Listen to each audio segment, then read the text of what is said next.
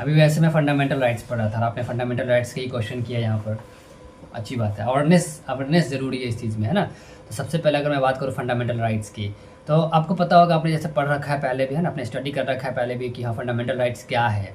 तो जैसे अभी मैं यहाँ पे खुद पढ़ रहा था फंडामेंटल राइट्स के बारे में, जैसे आप यहाँ पे देख सकते हो मैं इंडियन कॉन्स्टिट्यूशन का पूरा यहाँ पर मतलब चैप्टर लेके ही बैठा हूँ टोटल। मैं मतलब जैसे आप यहाँ पे देख सकते हो किस तरह से यहाँ पे देख, है ना, दिख रहा होगा आपको किस तरह से मतलब इंडियन कॉन्स्टिट्यूशन का चैप्टर ही मैं यहाँ पे लेकर रखा हूँ ना, और इंडियन कॉन्स्टिट्यूशन ही मैं पढ़ रहा था अभी। जैसे फंडामेंटल राइट्स के बारे में अगर मैं बात करूँ तो सबसे पहले अगर मैं बात करूँ कि मतलब फंडामेंटल राइट्स क्या, आप ये जानना चाह रहे हैं, जैसे आपने अभी पढ़ा फंडामेंटल राइट्स, आपको वहाँ पे दिख गया कि जैसे फंडामेंटल राइट्स क्या होते हैं। बेसिकली आपको ये अगर दिखा होगा, अगर मैं बात करूँ कि अगर बेसिकली अगर आपको ये दिखा होगा फंडामेंटल राइट्स के बारे में, तो मैं जहाँ तक समझ पा रहा हूँ आप एनसीईआरटी की बुक रीड कर रहे थे, है ना। हाँ, राइट। जैसे आप मान लो कि एनसीईआरटी अगर क्लास 8 की एनसीईआरटी की पॉलिटिकल की अगर आपने बुक पढ़ा होगा तो वहाँ पर आपको चैप्टर मिले होंगे, और चैप्टर में आपको फंडामेंटल राइट्स के बारे में भी बताई गई होगी। तो आप उसी चीज़ को डाउट मिलेगा कि फंडामेंटल राइट्स आखिर क्या होते हैं, है ना। तो अगर मैं फंडामेंटल राइट्स के बारे में बात करूँ तो सबसे पहले तो आपको ये मालूम होना चाहिए कि आर्टिकल 12 से लेकर 35 तक ये फंडामेंटल राइट्स होते हैं हमारे, ठीक है। ये टोटल फंडामेंटल राइट्स होते हैं हमारे, वो आर्टिकल 12 से लेकर 35 तक के फंडामेंटल राइट्स गिवन होते हैं हमें, ठीक है। अगर इसमें सबसे मेन अगर इंपॉर्टेंट फंडामेंटल राइट्स की अगर हम बात करें तो हमारा जो आर्टिकल 19 है वो हमारा मेन है, जो हमारे लिए मतलब कह सकते हैं कि रामबाण का काम करता है। अगर हमें कोई भी फ्रीडम मिली है तो हमें आर्टिकल 19 ही देता है। आपको सबसे पहले ये अंडरस्टैंडिंग होगी और सबसे पहले आपको ये समझना पड़ेगा कि फंडामेंटल राइट जो हमारा आर्टिकल 19 है वो हमारे होते हैं, ठीक। और आर्टिकल 19 के अंदर हमें 6 राइट्स दिए गए हैं। लेकिन सबसे पहले अगर मैं आर्टिकल 12 की बात करूँ, जैसे आर्टिकल मैंने अभी थोड़ी देर पहले बताया कि फंडामेंटल राइट्स जो है तो वो आर्टिकल 12 से लेकर 35 तक होते हैं, ठीक है। लेकिन आर्टिकल 12 की अगर बेसिकली मैं बात करूँ तो आर्टिकल 12 में सिर्फ व्हाट इज़ फंडामेंटल राइट्स, कि हमारे फंडामेंटल राइट्स क्या, इनके सिर्फ डिफिनेशन दिए गए हैं, ठीक है। यहाँ तक क्लियर हो रहा है। आर्टिकल 12 आपका सिर्फ और सिर्फ ये डिफिनेशन क्लियर करता है कि हाँ आपके फंडामेंटल राइट्स क्या हैं, ठीक है। जैसे आप ब्रीथिंग कर रहे हैं अभी, है ना, as you are just breathing, this is your fundamental rights. आप फीडिंग कर रहे हैं, आप कुछ खा रहे हैं, किसी को कुछ कोई चीज़ खिला रहे हैं, आप खेल रहे हैं, आप घूम रहे हैं, आप जा रहे हैं, this all are your fundamental rights. आप प्रेइंग कर रहे हैं, this is your fundamental rights. आप वॉकिंग कर रहे हैं, this is your fundamental rights. आप स्टडी कर रहे हैं, even I am studying, this is my also my fundamental rights. अगर आप कॉलेजेस जा रहे हैं, आप यूनिवर्सिटी जा रहे हैं, आप किसी एग्जाम्स की प्रिपरेशन कर रहे हैं, this is your fundamental rights. आप अपने लाइफ को पास कर रहे हैं, this is also your fundamental rights. ये सारे जो राइट्स है फंडामेंटल राइट्स के अंदर आते हैं। मतलब सिंपली अगर मैं बात करूँ तो फंडामेंटल राइट्स के अंदर आर्टिकल 12 जो है सिर्फ उसी को हम फंडामेंटल राइट्स कहते हैं। और आर्टिकल 12 के अंदर जिस चीज़ का डिफिनेशन दिया गया है कि what is fundamental rights, this is, तो आर्टिकल 12 जो सिर्फ इसी की बात करता है, ठीक है। और इसमें जो सबसे इंपॉर्टेंट फंडामेंटल राइट्स है वो हमारा आर्टिकल 14 है। अगर आर्टिकल 14 की बात करें कि फंडामेंटल राइट्स में आर्टिकल 14 क्या काम करता है, तो सबसे पहले आप ये समझना होगा कि इक्वालिटी बिफोर लॉ, मतलब अगर आर्टिकल 14 की हम बात करें तो आर्टिकल 14 में ये कहा गया कि equality before law. Equality before law का मतलब ये होता है कि कानून के नज़र में सब बराबर है।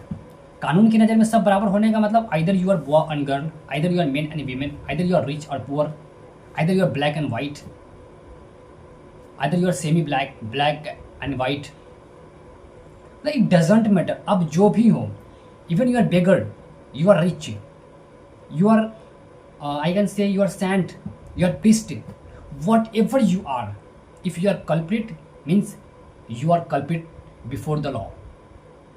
If you are not culprit, then you are not culprit before the law.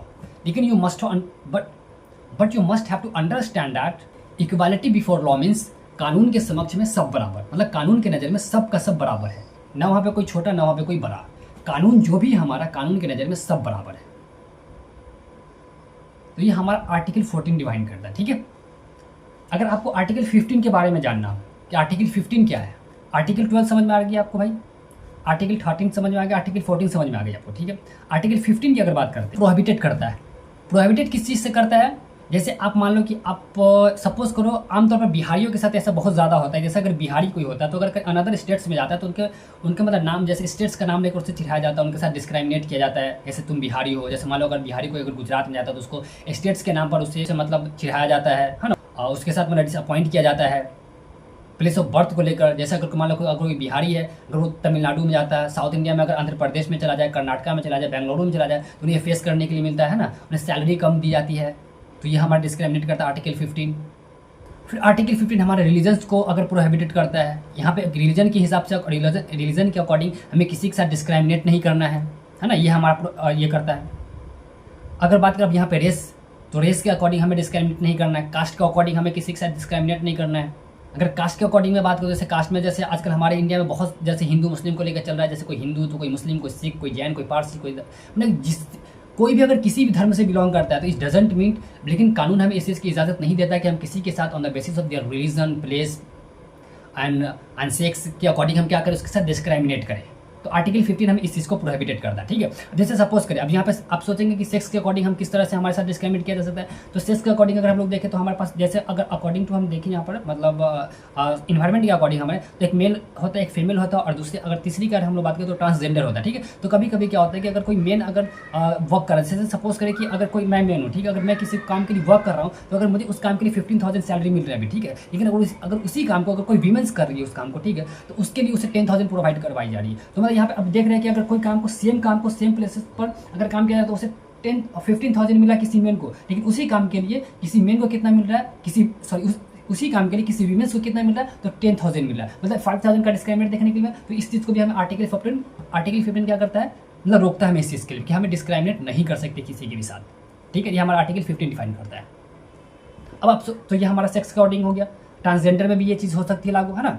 तो आप इस चीज़ को यहाँ पर आर्टिकल 15 तक देख सकते हैं, ठीक है। और प्लेस ऑफ बर्थ के बारे में मैंने पहले बता ही रखा कि आखिर प्लेस ऑफ बर्थ, जैसे आप बिहारी हैं, गुजराती हैं, मराठी, अगर अनदर स्टेट में जाते हैं तो आपको स्टेट्स के अकॉर्डिंग कि अगर आपके साथ डिस्क्राइमिनेट नहीं किया जाएगा, जो अगर वहाँ नेटिव स्टेट्स वाले को अगर जितनी सैलरी मिल रही है जितने काम के लिए, आपको भी उतना ही मिलेगा, ठीक है।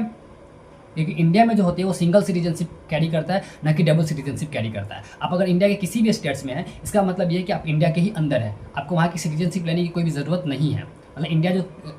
मतलब इंडिया जो कैरी करता है वो सिंगल सिटीजनशिप को कैरी करता है, ना कि डबल सिटीजनशिप को कैरी करता है, ठीक है। यहाँ तक कि आपको क्लियर हो चुके होंगे कि अगर आर्टिकल 16 की बात करूँ तो आर्टिकल 16 हमें ये प्रोवाइड करवाता है कि equality of opportunities in public employment. अगर किसी पब्लिक इंप्लॉयमेंट की बात की जाएगी तो वहाँ पे सबके पास ये राइट्स होते हैं कि कोई भी पब्लिक इंप्लॉयमेंट में काम कर सकता है, ठीक है।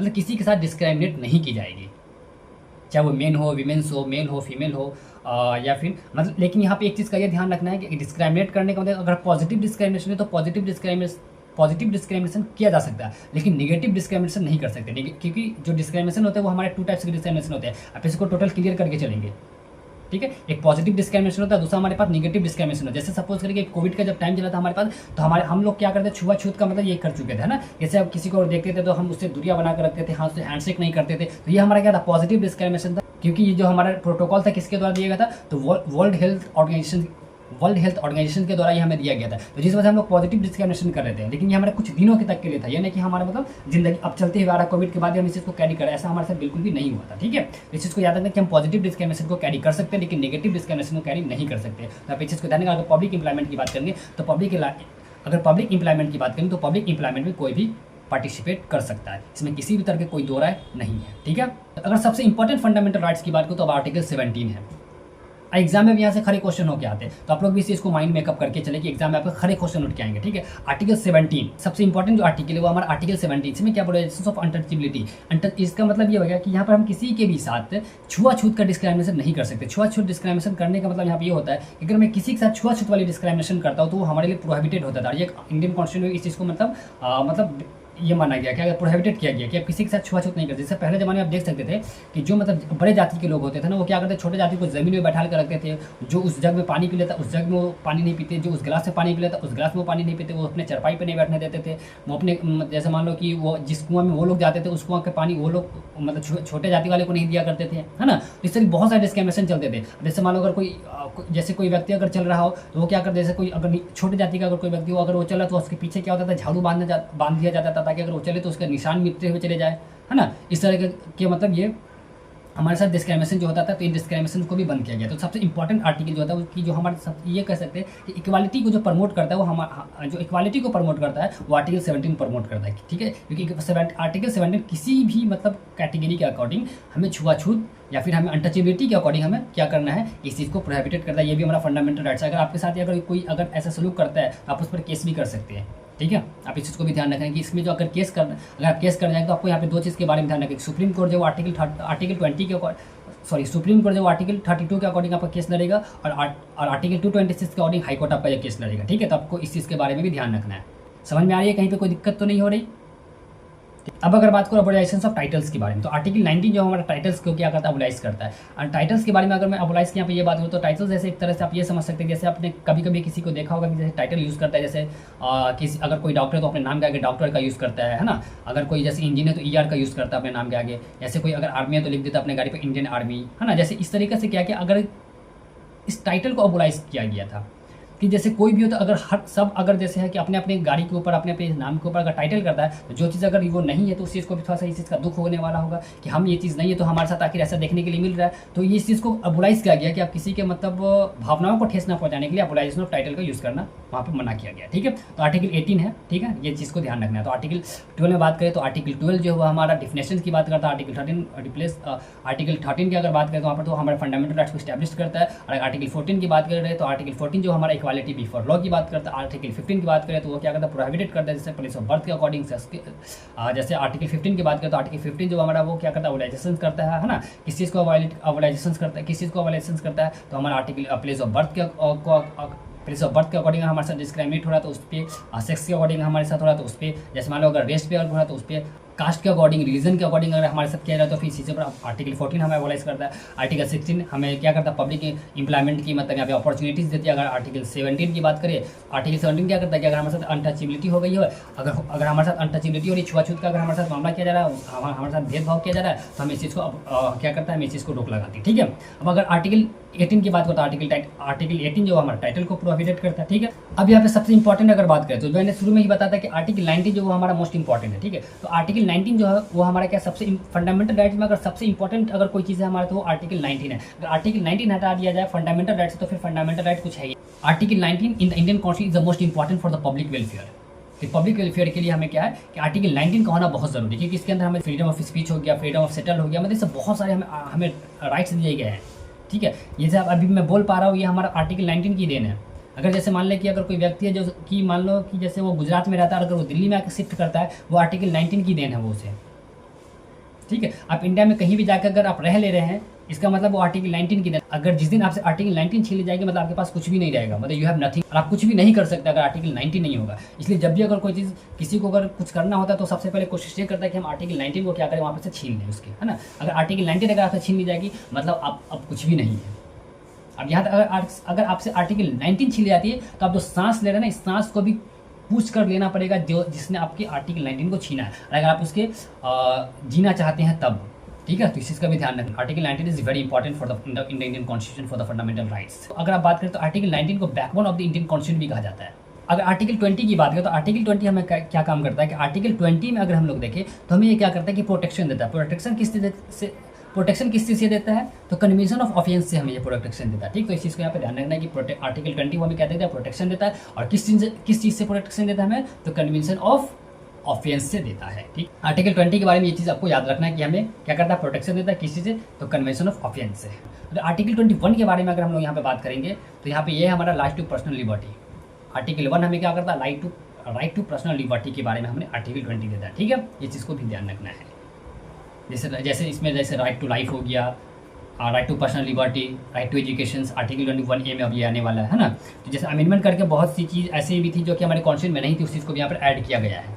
अब अगर बात करें आर्टिकल 21A की, तो आज जो आप रीडिंग कर पा रहे हैं ना, this is the right which has been given by the Indian constitution to you, कि ये वही राइट्स है आर्टिकल 21A जिस अकॉर्डिंग आप क्या कर पा रहे हैं, एजुकेशन ले पा रहे हैं। लेकिन यहाँ पे कंडीशन ये है कि राइट टू एलिमेंट्री एजुकेशन की यहाँ पे बात की है। एलिमेंट्री एजुकेशन का मतलब ये है जैसे क्लास 1 से लेकर 8 तक की आपकी जो राइट्स है वो फ्री ऑफ कॉस्ट प्रोवाइड करवा देगी गवर्नमेंट के द्वारा। This is the right to every citizen of the India who got born, कि मैं जो भी जन्म लेता है उसके जन्म से उम्र मतलब 0 से लेकर 14 साल तक की जो पढ़ाई है किसी भी व्यक्ति की, ये फ्री ऑफ कॉस्ट कौन प्रोवाइड करवाएगी, भारत देश के। ये मतलब सरकार की जिम्मेदारी है कि 0 से लेकर 14 तक की जो उसकी पढ़ाई है वो उसकी कंप्लीट करवाई जाए गवर्नमेंट के द्वारा। अब ये जिस स्टेट्स में ये उस स्टेट गवर्नमेंट की ये रिस्पॉन्सिबिलिटी बनती है। ठीक है, कि this is the right which has been given by the Indian constitution. इस वजह से हम लोग क्या करते हैं कि 0 से लेकर 14 तक की जो हमारे एजुकेशन होती है, एजुकेशन राइट्स होते हैं, वो हमारे फ्री ऑफ कॉस्ट होते हैं। आफ्टर डैट ही हमें कुछ उसके लिए पे करना पड़ता है। जैसे अब 9th में अगर आप जाते हैं